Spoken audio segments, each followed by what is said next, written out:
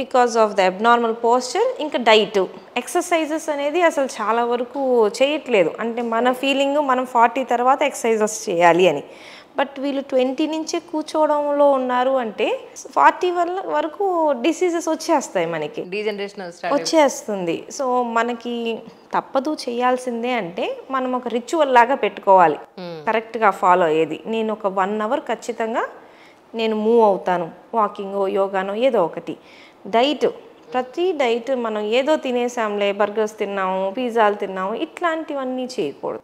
Proper balance diet అనేది తీసుకోవాలి. మన రొటీన్ పప్పు కూరలు ఇట్లా మంచి డైట్ ఫాలో అవ్వాలి. కూర్చునే పోస్చర్ మన వయసునే చెప్పిద్ది. మనం చూస్తాంగా పోస్చర్ వయసుతో పాటు మారింది. సో మనం ఎట్లా కూర్చుంటున్నాము అనేది చాలా చాలా ఇంపార్టెంట్. వర్క్ చేసేటప్పుడు మంచి టేబుల్, మంచి చైర్ అయితే ఉండాలి. ఎక్కడో చోట ఇంట్లో వర్క్ చేస్తున్నానుగా ఎట్లా అయినా చేయొచ్చు అనుకోవడం కరెక్ట్ కాదు.